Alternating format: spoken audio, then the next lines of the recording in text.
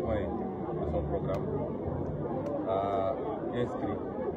des actions citoyennes qui permettent à différents segments du peuple, notamment les segments civils et militaires,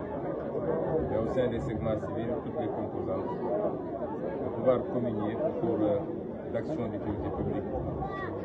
Et en l'occurrence, pour cette fois-ci, des actions de nettoiement et de curage en prévision de l'hivernage. Le président de la République a voulu se mobiliser d'abord lui-même, mais ensuite mobiliser l'ensemble de son gouvernement et l'ensemble des autorités administratives et politiques pour donner l'exemple. C'est pourquoi ce matin, il a été le premier à Thiaroye à être sur le terrain et à poser des actes allant dans le sens souhaité. Donc moi, je suis là aujourd'hui, accompagné de membres du gouvernement, notamment le ministre de l'Urbanisme et le ministre de l'Assainissement et de l'Hydraulique qui est le maître d'œuvre de cette journée, entre autres, mais également beaucoup d'autres ministres, notamment le ministre de l'Éducation nationale, le ministre de l'Environnement, monsieur le gouverneur de Dakar, monsieur le préfet du département de Rufisque, le sous-préfet également, et l'ensemble des autorités administratives qui nous ont accompagnés.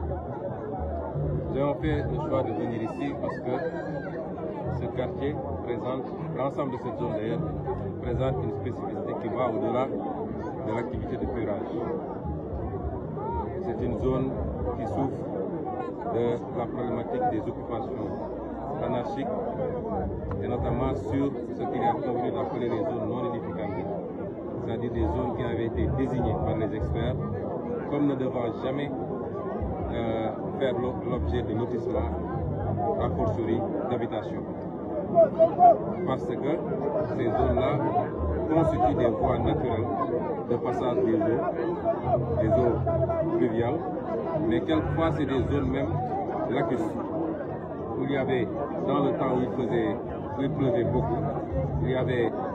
de petits cours d'eau, des lacs, en tout cas une stagnation d'eau à temps plein. Cette zone en est la parfaite illustration. Si vous vous rappelez bien, lors du conseil interministériel consacré à la prévention et la gestion des inondations, j'avais particulièrement insisté sur ces zones. Et c'est pourquoi j'ai considéré que symboliquement, il fallait en choisir une. Et Kawsara et environ en font partie pour venir délivrer un message. Le message, il est très simple. C'est que on ne peut plus continuer à laisser la prolifération d'habitations dans des zones comme celle-là. Les conséquences, c'est que, quels que soient les moyens extrêmement importants que l'État peut engloutir dans la gestion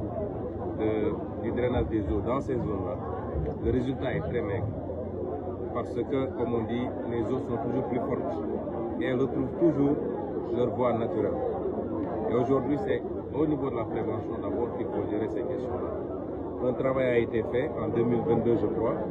de recensement des habitations de ce genre et avait donné comme résultat plus de 3500 cités qui sont construites dans des voies de drainage des eaux à travers le Sénégal. Et on nous dit que presque la moitié se trouve dans le département de Rufisque. Et nous ne pouvons plus continuer à laisser faire. Parce qu'un quartier ne se construit pas à nos jours. Une maison même ne se construit pas à nos jours. Si on en est là, c'est que quelque part il y a eu défaillance et carence des services de l'État qui ont laissé, souvent sans titre ni droit, sans aucune autorisation de l'urbanisme, que des gens puissent construire jour après jour, semaine après semaine, pour voir naître des quartiers. Et après, ça pose la problématique de la gestion de ces quartiers-là. Les conséquences, particulièrement pour Kawsara, c'est qu'aujourd'hui, les gens sont obligés même de quitter pendant l'hivernage. Il y a, je crois, minimum 8 familles qui ont définitivement quitté pour aller chercher ailleurs. Les édifices, mosquées et autres sont complètement pris par les eaux. Et même les installations qui ont été faites pour le drainage de ces eaux, pour le captage de ces eaux-là, sont quelquefois occupées. Même le poste Sénélec, le seul poste Sénélec qui était là, a été déplacé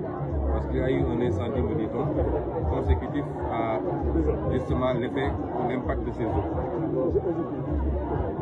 C'est des désagréments qu'on aurait pu éviter. Nous n'avons pas de solution immédiate. Nous allons faire le maximum et notamment nous annonçons ici aux populations que un bassin va être construit ici en collaboration avec l'armée nationale pour gérer déjà cet hivernage,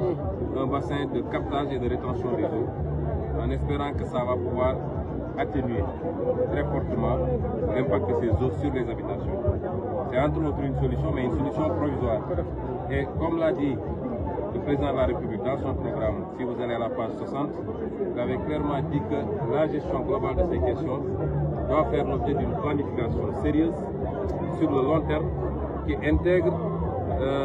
une planification globale en termes d'urbanisme et qui intègre la problématique du drainage des eaux, du captage des eaux et la problématique de l'assainissement de manière générale. Ce travail est en cours, monsieur le ministre est ici présent avec toute une équipe pluridisciplinaire. C'est vous dire qu'il y aura des solutions à court terme, à moyen terme et à long terme. Et c'est à cela que nous appelons les populations. Le gouvernement doit être accompagné. Il y a des choses qu'on peut faire tout de suite, mais si tout le monde si et seulement si tout le monde se donne la main et qu'on s'oriente vers le travail. Nous allons assainir structurellement, nous allons assainir humainement et ça nécessitera la contribution de tout le monde. Et c'est pourquoi nous avons, le président a mobilisé les armées, il a mobilisé l'ensemble des services dédiés à ce genre d'activité, mais il continue à lancer un appel aux populations parce que cette activité doit être pérenne. On dit souvent qu'au Sénégal, nous savons prendre des départs, mais nous n'arrivons jamais au but. Il faut aujourd'hui que chaque mois, cette formidable mobilisation que nous avons vue ici et que nous avons vue partout sur le chemin que nous avons emprunté, que nous avons vu sur les images aujourd'hui à Thiaroye avec le président de la République, il faut qu'elle soit maintenue, que nous comprenions que nous sommes maîtres de notre propre assainissement, de notre propre propreté. C'est à nous de prendre soin de nos quartiers d'abord, parce qu'en prenant soin de nos quartiers, on prend soin de nous-mêmes, de nos enfants qui jouent dans les rues de ces quartiers-là. Nous prenons soin de notre hygiène. Et c'est en cela que le concept de citoyenneté et de civisme, mais le concept également d'armée-nation, ces concepts sont extrêmement importants et sont au cœur de notre programme. Je terminerai par dire qu'aujourd'hui, au 1er juin de l'année dernière, 2023, je crois que nous étions dans une configuration totalement différente.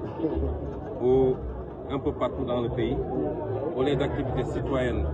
et donc porteuses de progrès, porteuses d'espoir, mais également de plus-value pour les populations et pour la nation, on était confronté malheureusement à une autre situation où c'est peut-être des grenades lacrymogènes et des pneus qui tonnaient ou qui étaient brûlés. Je voudrais dire aujourd'hui que cette œuvre d'assainissement, cette œuvre de salubrité, elle sera globale. Je veux dire à tout le monde, particulièrement à ceux qui ont été victimes de ces situations-là, qu'en aucun cas, nous n'oublierons ce qui s'est passé. Et que toute la lumière, toutes les dispositions seront prises pour que la lumière soit faite et pour que plus jamais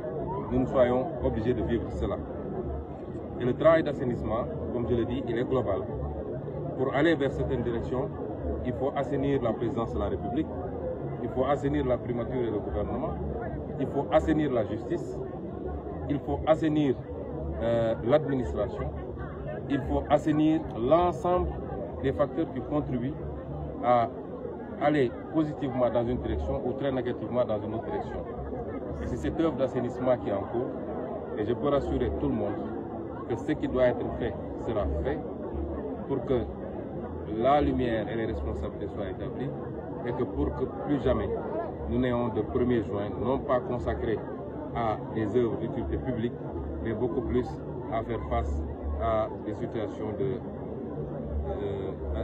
très désagréables pour le pays. ma baam ko ci wolof ne ñoo ngi gërëm ñëpp ci tertu bi di gërëm waa Kawsara waa Sangalkam di am mbégte ci teew fii ci bés bu ni mel muy bés bi nga xam ne son excellence monsieur le président de la république Bassirou Diomaye Faye daf ko lancé woon daf ci woowoon sénégalais yi sant yàlla bi ko sénégalais yi wuysee ndax monsieur le ministre mi ngi may wax ni ñoo ngi jot remontée yi ci Sénégal yëpp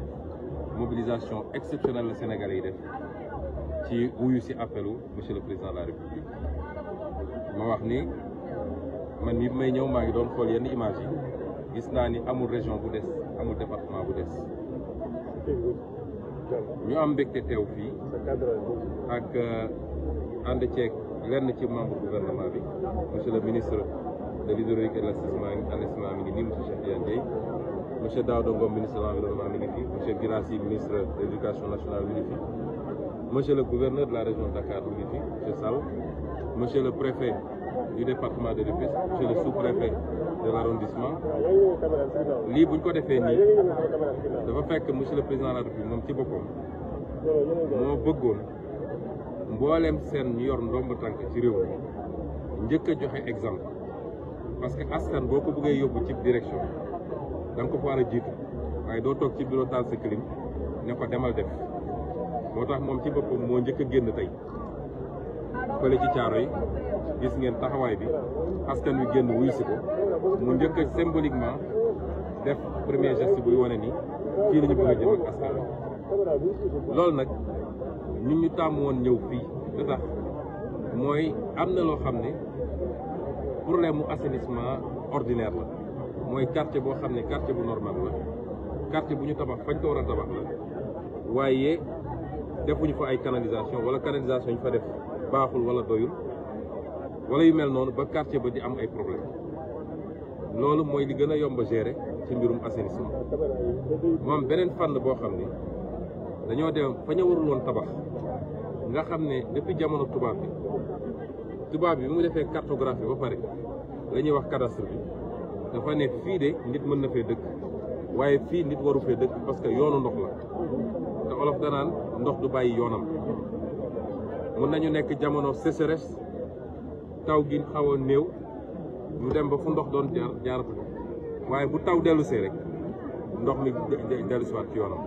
moo tax ñu ne woon fii ak fii ak fii kenn waru fee tabax ñu gis ni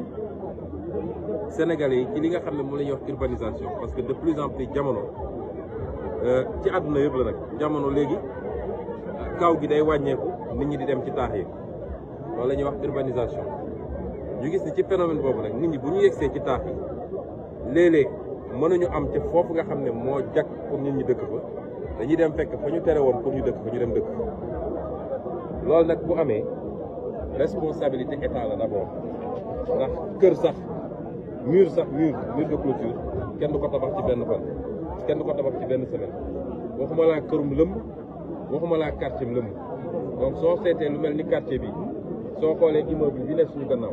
xam nga ni lii ay weeri weer wala ay at lañ ko tabax jamono yooyu ñu ko doon tabax ñan ñoo joxe autorisation ak ba ñuy joxe autorisation bi ndax daf leen réeroon ni fii yoonu ndox la waruñu fay joxe autorisation pour ni mel quartier bee nekk suñu gannaaw ñëpp xam nañ ni ñëwul rek judd ci benn fan lu ñu tabax la ci ay fani fan loolu lañ ne nag loolu dina takk mënatuñu nangu administration am code de l'urbanisme am code des domaines am les plans directeurs d'urbanisme am les plans détaillés d'urbanisme am lépp ñu ne leen fii nit waru fee tabax ñu seetaan ko sàggane ko léeg-léeg sax ñoom ñooy def lotissement bi tax nit waru fee tabax loolu am na problème ndax fee quartier la mais fii nii terrain bi lotissement privé la promoteur privé boobu même su dee titre foncier la am kan moo ko jox lotissement pour mu def lotissement foo xam ne leer na ni fii waruñu fee def lotissement kon yooyu ay problème yoo xam ne lu jëm ci responsabilité état la te bu soobee yàlla nañ ci jël ay matuwaay ñaareel bi mooy mënatuñoo nangu di seetaan nag moo tax keroog ci conseil interministériel bi ma joxe ndigal ne leen fépp foo xam ne tey quartier bu ni mel la fa nekk ñu koy tabax nañu dem arrêté ko parce que état léeg-léeg il faut mu jël responsabilité mais doo seetaan ba musiba am ngay doog a daw naan nañu ànd ba loolu il faut mu jeex ci réew mi tamit loolu tax ñu ñëwoon fii tey solution nag dina jafe liggéey la loo xam ne du ci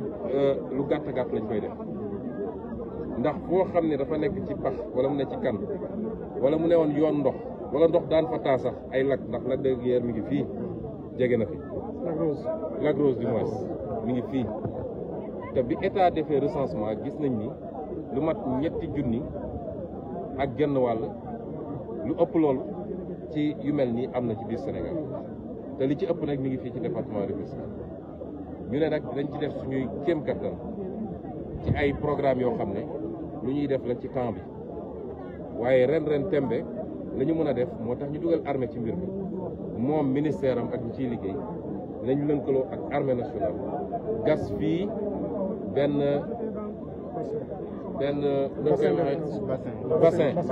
bassin dañ koy waxee ci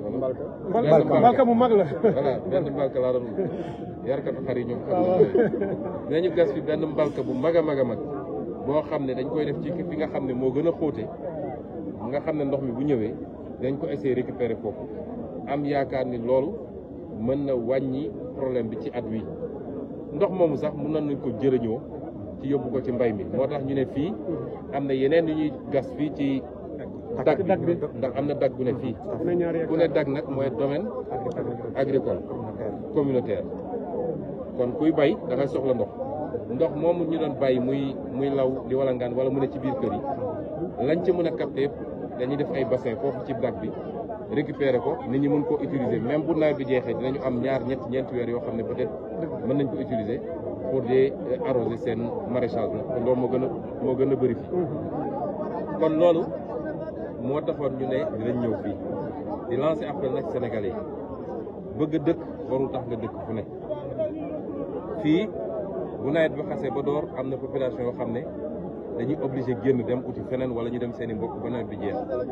am na ay famille yoo xam ne dem nañu définitivement ndax mëntuñ fi dëkk kon loolu te soo seetee xaalis bu bëri lañ fi investir am na ñu fi def ay millions yi millions ci kër goo xam ne mënoo fa dëkk au moins 9 weer ci at bi loolu nag ñuy lancer appel population yi ñoom it ñu jàppale ñu ci loolu ndax président Diomaye dafa ñëw pour bale moo tax bale boobu ngeen gis ko ci moom bale bi nag dinaa leen wax tey lan mooy cosaanu bale bi ndax Sénégalais yi gis bale bi rek waaye xamuñu bale bi ñuy nekk campagne Bignona bi ñu paree meeting Bignona bi 1 heure du matin wala lu ko raw nga benn góor gu màgget dañ ko jàpp sax wommat ko mu ñëw ba sës ci oto bi maag président Diomaye sëgg di wax ak moom mu ne ma neel ma ko bale bi waa dëkk bu ñuy wax jéegul ñoo daje ñaanal ko wàcc seen kaamil def li ñuy def bu ñu paree jël bale bi jox ko ne ko boo duggee pale na nga jël bale bi bale pale ba mu set na nga jël bale bi bale Sénégal ba mu set na nga jël bale bi bale Afrique ba mu set loolu mooy cosaanu bale bi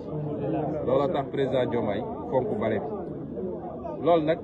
mooy volet symbolique bi waaye bale googu ñu nekk dooraguñ ko sax ndax lii defe naa premier acte rek dinañu bale